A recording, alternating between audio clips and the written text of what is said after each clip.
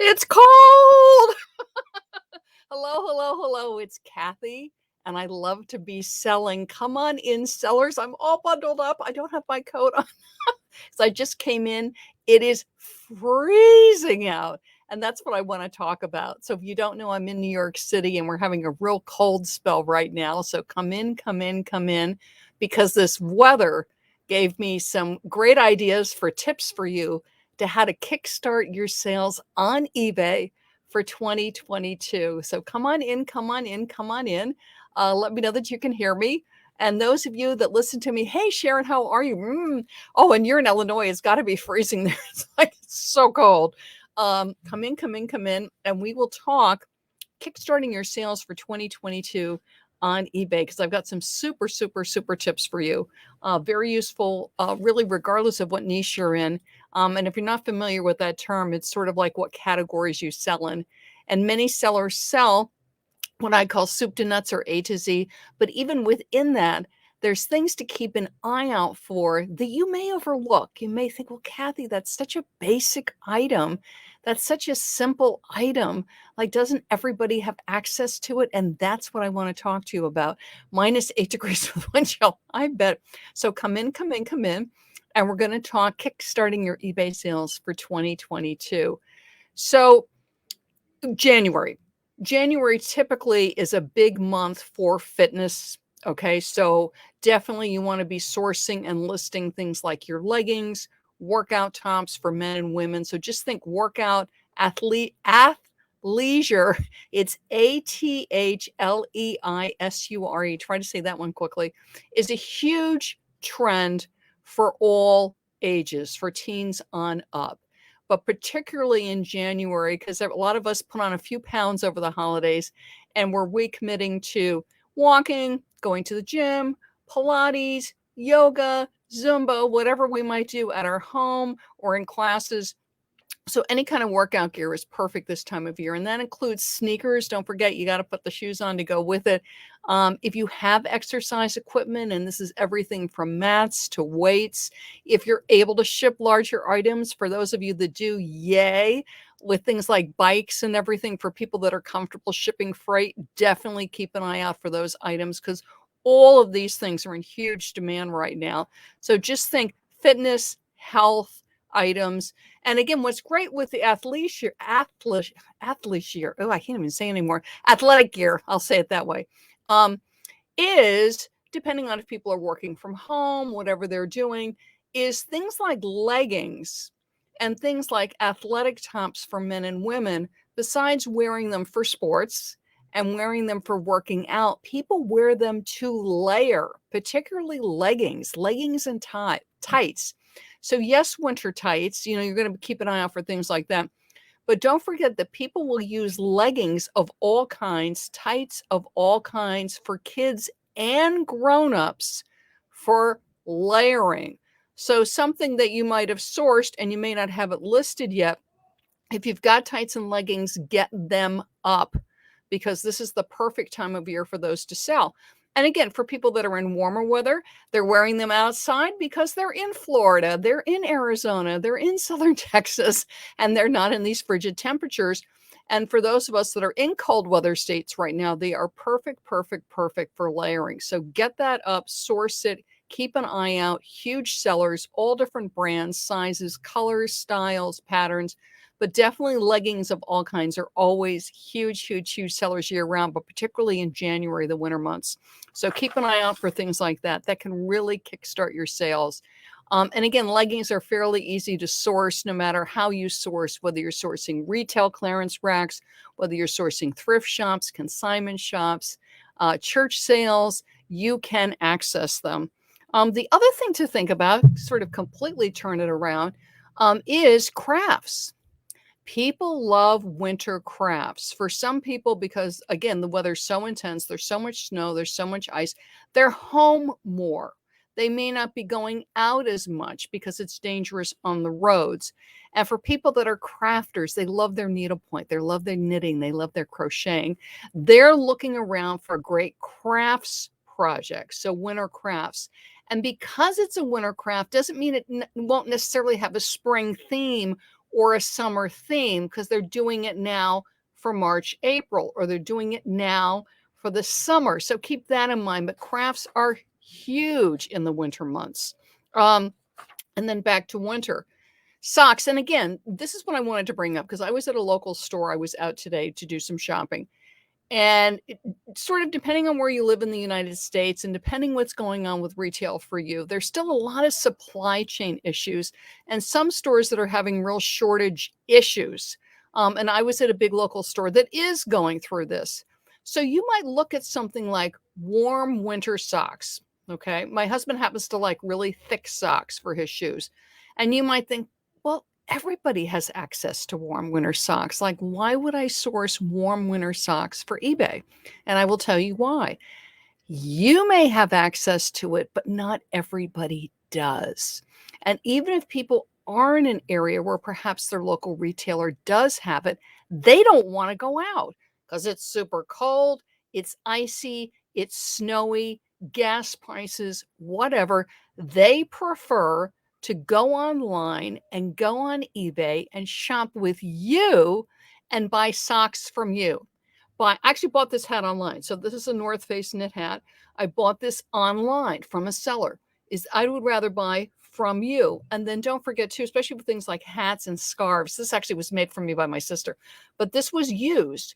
Many people love to recycle, repurpose, reuse. They would prefer to buy it, want a little bit of savings over what it might be new, but it's in perfectly good shape. I actually bought this. It was like, looked like if whoever had it, they maybe wore it once. I mean, it was in absolutely pristine condition.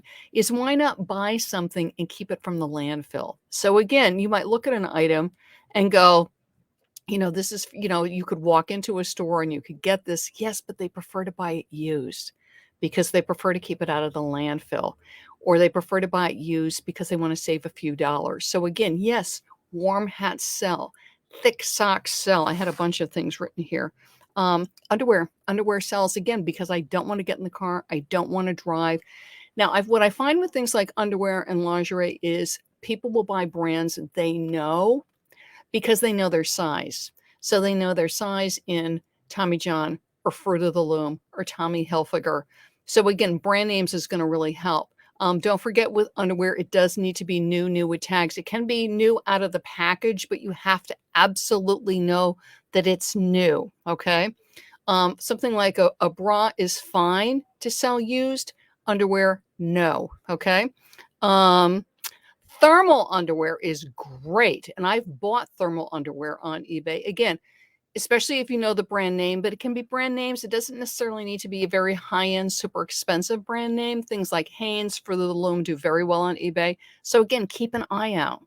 Again, it might be readily accessible in your area, or perhaps they're running a killer sale because there's a new style.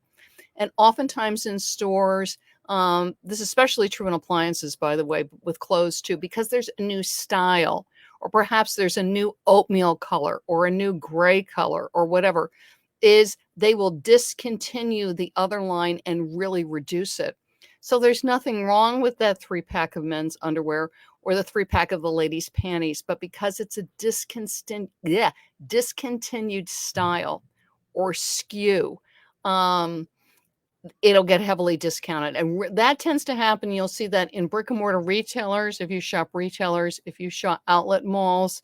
And the other thing is if you shop areas that have like big closeout stores. I mean, there's a really good dollar store in New York City downtown. And it's a dollar store, but it's a dollar store and $3 and $4 and $5. So not everything's a dollar. And they will get clearance things from things like Hanes, Fruit of the Loom, other big brands. And literally there'll be bins. It reminds me of like the Goodwill bins of these shirts, of the underwear. And you got to like jump in there and look, because some of them, the reason why they're heavily discounted, you'll see there's an imperfection, like there's a hole. So you got to like really look at the item, but it's a lot of great stuff. I mean, I've gotten great items that way. You just, again, keep an eye out for your stores, know what they sell. And again, you might walk right by that and go, who would buy, basically a moderate priced men's or women's underwear line? Well, lots of people would. And if that store is selling those, for $2 a package, and they sell on eBay for $11.99. Oh, grab it, right? But if they're heavily discounted at a brick and mortar store, you want to always really look and see why.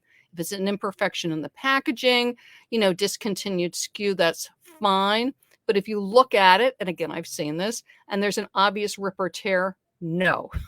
Obviously, no, we don't want that. But yes, underwear, hats. Oh, and kids. So kids warming everything. So again, the mittens, the hats, and the sets are cute, especially when it's things like superheroes and things like that. And you can find those at thrift stores. I'll see them there new with tags all the time because the child, it was a gift, okay, for your birthday or for Christmas or whatever. And the child grew too fast. So that never fit them when it was the right season. So they've donated it to the local thrift shops. So keep an eye out for kids new with tag stuff at thrifts, consignment stores. But again, things like the church rummage sales. Creams and lotions, shampoos and conditioners. Think all the drugstore stuff, all the stuff in your bathroom. Again, you go, well, everybody can access this soap, this shampoo, this conditioner. Not necessarily, and let me tell you, because I was just in a major drugstore here in the city that had tons of empty shelves, again, because of supply chain. So your local drugstore or drugstore chain might have no problem with that shampoo or conditioner, but other parts of the country do. It's a very different shopping experience for a lot of people right now. It actually reminds me of the Caribbean. So a few years back, my husband and I love to go to the Caribbean, and we would be on this lovely island, and things come onto the island in a container. And so you'd go into the store and there would be bananas. It would be like, yay, and you grab bananas and they'd be really good. And then my husband would say, oh, let's go back and get some more bananas. They're gone. They come in on that day. And if they're good, everybody grabs them and there's no more bananas for a week. And then sometimes like that store doesn't have bananas, but if you go to the other supermarket, which is like 3 miles away, they'll have bananas. So you have to go to 2 or 3 stores to get your shopping done. Well, that's what I find is going on right now. For instance, my husband loves these cookies. I went to the store to get the cookies. For whatever reason, the store doesn't have the cookies. I talked to the manager. Are you expecting these cookies in? And she said, no. They've actually asked the warehouse several times for whatever reason, supply chain. They're not getting the cookies. I got them online. You go, cookies online? Yes. I was concerned about the packaging. They came great. They weren't all mushed up. So again, things that you would never think to sell online, sell online. So think thermal, think hats, think scarves, think kids' snowsuits. Again, look for new with tags, look for things that are name brand. If you've never gone into that closeout store, go into the closeout store, see what they sell. And again, it doesn't necessarily need to be designer. A brand really helps because, again, if people are used to certain underwear, long underwear, shoes, socks, hats, they're shopping specific brands and they know their size. So they're looking for, for the panties, for the underwear, for the boxers, they're looking for size. One quick note, when you do sell even something like a hat, like this is super stretchy. When it's used, it's always wise to put the measurements in. Even if you look at it and it looks like the person never wore it, it's never been washed. It's always good to take a tape measure, like with a shirt, you want to do pit to pit, you want to do length, particularly for ladies, because we want to know if it's going to cover our butts or not. But the gentlemen want to know, like, are they going to be able to tuck it into their pants? It's always good to do the measurements because then you're protecting yourself from what is called an item not as described. And I've had this happen to me. So even with new with tags, is the reason it's on the clearance rack for $2 for the men's large in a desirable brand is because it's mistagged. Because it's not a large, it's a small or a double X. So just hold it up. I mean, if you look at it and it's tagged large, and it's shrimpy. The other thing is it could be a children's large. Okay. But look at it. Does this look like a men's large? And most brands have size charts online. It's so easy now. Just go and look at the size chart. They'll give the measurements and then measure the item you have.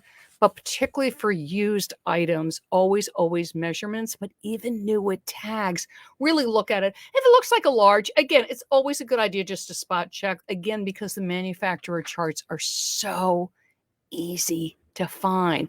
But those are my tips for you to kickstart is think outside the box a little bit. If there's certain things you always source that are good sellers for you, go. But there are what I call commonplace items, underwear, socks, hats, gloves. Oh, and one last thing, in case you hadn't thought about this, is things for the outdoors, shrub covers, okay? Car covers for the winter. So just think winter and things people need outdoors for that. Okay. And then my final tip is even with all this cold weather, is people go on cruises, people go south, people go warm places, and people live in warm places. And particularly for somebody who's living in colder states like us here in New York, Sharon in Illinois, but I'm thinking folks that are in the Dakotas, Kansas, Missouri, all through the Midwest, Colorado, is if I'm living in a cold state and I'm going to go somewhere nice and warm, like I'm going to go to Florida, I'm going to go to Arizona, is they're going to hop on eBay because they want that cute little sundress. Okay. They want that cute little romper for the kids because they're going to go visit the grandparents in Florida. So keep an eye out for the out of season too. Or if you have unlisted inventory, yes, get listing all your great thermal stuff. But don't forget, people do travel to warmer climates for obvious reasons in the winter months. And this will all help you kickstart your eBay sales for 2022. And I have a super treat for everybody. I'm running a fabulous week-long boot camp for eBay sellers.